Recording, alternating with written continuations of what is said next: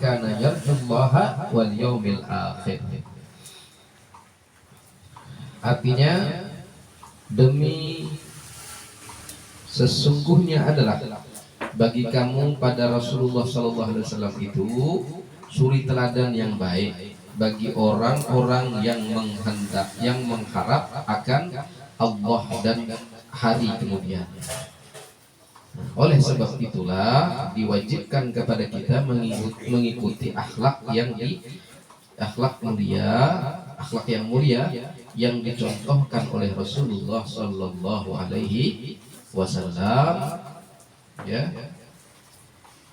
selama hayatnya. Jadi kita tuh disuruh belajar tentang akhlak bagaimana Rasulullah, diikuti, dicontohi, diteladani akhlaknya Rasulullah Sallallahu Alaihi Wasallam.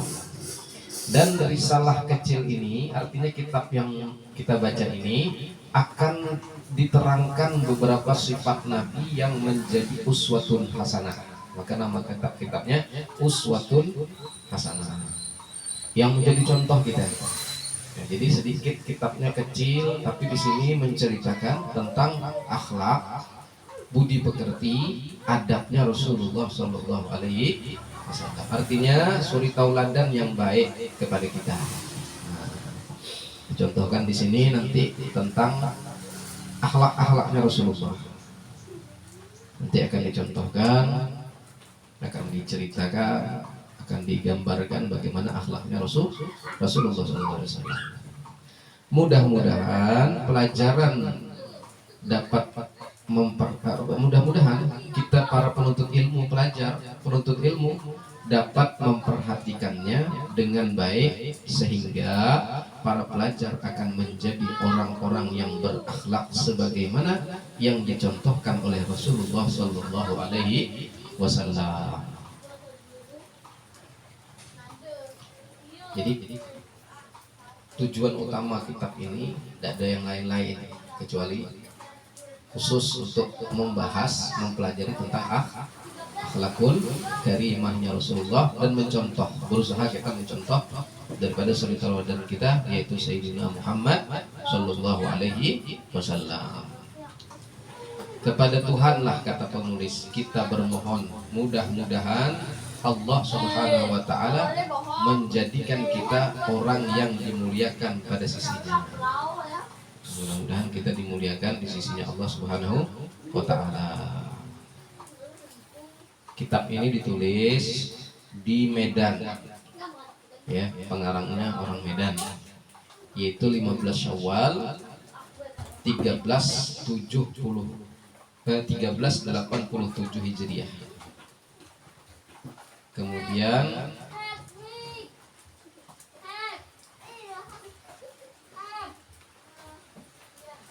kalau Masehinya tanggal 15 Januari, yaitu 1968 Masehi. Sudah lahir enggak? Kakak sudah lahir enggak? Ibu sudah lahir? 69. Jadi kitabnya lama, ya. Kitabnya sudah lama betul, tapi manfaat berkah karena dia menulis ikhlas.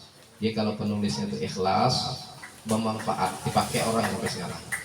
Itu kalau ada ikhlas, paling tak ada dibaca orang, ya.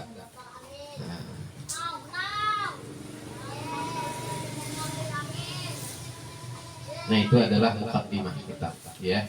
Jadi intinya di sini menggambarkan bahwa kitab ini mempelajari tentang budi pekertinya Rasulullah SAW. Baik, nanti akhlak itu terbagi dua, ada akhlak zahir, ada akhlak batin. Kalau akhlak zahir yang nampak, perbuatan kita yang tampak, ya, mulut, lisan kita, perkataan kita ada akhlaknya, bercakap ada akhlaknya, ya, berperilaku dengan orang ada akhlaknya, ya, ada adabnya. Apa bedanya Ustaz adab dengan akhlak? Kan kita pernah dengar al-adabu fawqal ilmi. Apa bedanya? Adab itu dia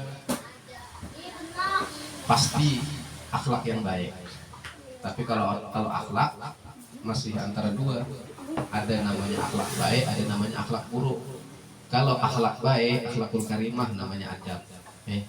Tapi kalau dia akhlak buruk, tidak bisa dikatakan ada. Nah, jadi kalau adab itu sudah pasti baik. Tapi kalau akhlak dibagi dua lagi, ya. Nah, kalau dia akhlakul karimah baru dia baik.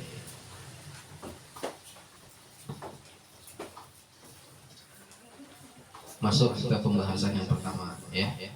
Yang pertama, pasal pertama yaitu budi pekerti yang mulia.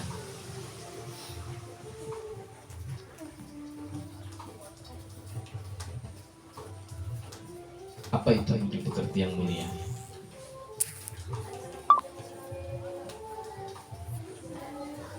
Pasal pertama, budi pekerti yang mulia. Perbedaan yang terbesar antara manusia dan binatang atau hewan ialah budi pekerti yang mulia.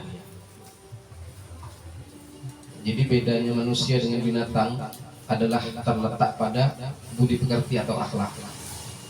Ya, yang membedakan itu adalah budi pekerti atau akhlak.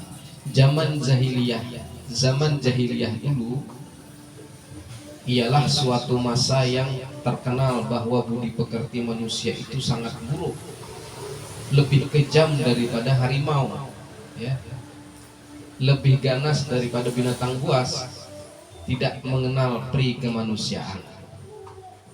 Nah, apa tuh jahatnya orang zaman jahiliyah itu? Kalau ada anak perempuan lahir, dikubur hidup-hidup. Binatang aja tak berani, tak ada seperti itu, ya. Hewan aja tidak mau memperlakukan anaknya seperti itu. Tetapi ini manusia pada zaman itu ketika lahir anak perempuan dikubur hidup-hidup. Kenapa? Karena merasa hina kalau yang lahir itu anak perempuan. Tapi kalau anak laki-laki bangga dia, ya. Kalau anak perempuan merasa hina dia, maka dikubur hidup-hidup.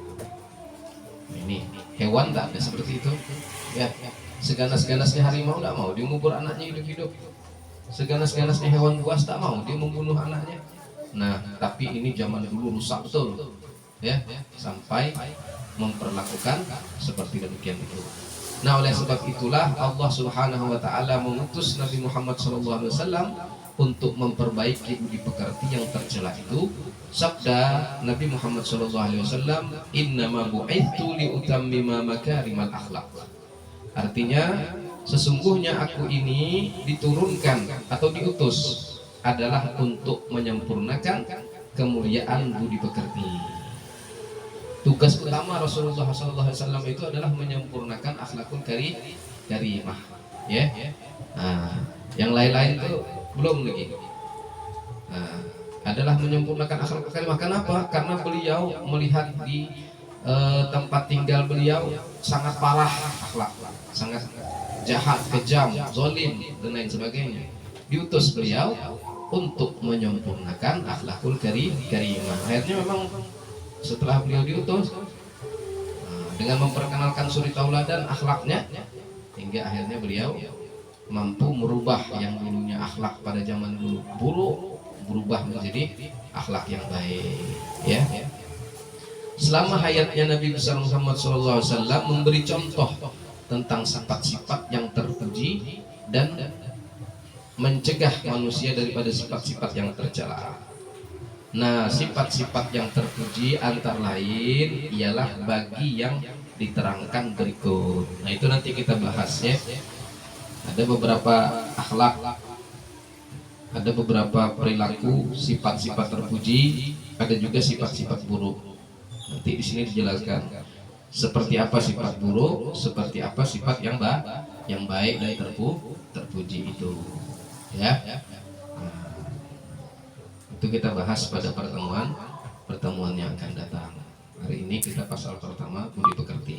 Jadi intinya, kesimpulannya bahwa Rasulullah itu diutus oleh Allah ke negeri atau ke tempat yang dulunya parah akhlaknya, yang dulunya hancur, yang dulunya buruk akhlaknya, ya. Bahkan lebih buruk daripada hewan. Padahal yang membedakan antara manusia dengan hewan itu adalah budi pekerti. Tapi ini di zaman sebelum Rasulullah itu diutus ke tempat yang lebih parah akhlak dan budi pekertinya daripada hewan. Padahal yang membedakan itu antara manusia dengan hewan adalah akhlaknya yang buruk. Akhlak itu, budi pekerti itu yang membedakan, ya. Dan akhirnya Rasulullah pun diutus untuk apa? Untuk menyempurnakan akhlak yang mulia di negeri Mekah kala itu, yang akhlaknya sangat buruk, dan beliau berhasil merubah dari akhlak buruk menjadi akhlak terpuji. Nah, itu kesimpulannya, ya. Adapun mukadimah tadi, kitab ini berbicara khusus, tidak bicara masalah sembahyang, tidak ada, masalah wudhu tidak ada, atau masalah sifat 20 tidak ada. Di sini khusus membicarakan akhlakul karimah. Nah, mungkin itu saja, ya. Mungkin itu saja dulu sekedar mandu kita. Mungkin ada yang ingin bertanya, silahkan, kita kasih waktu.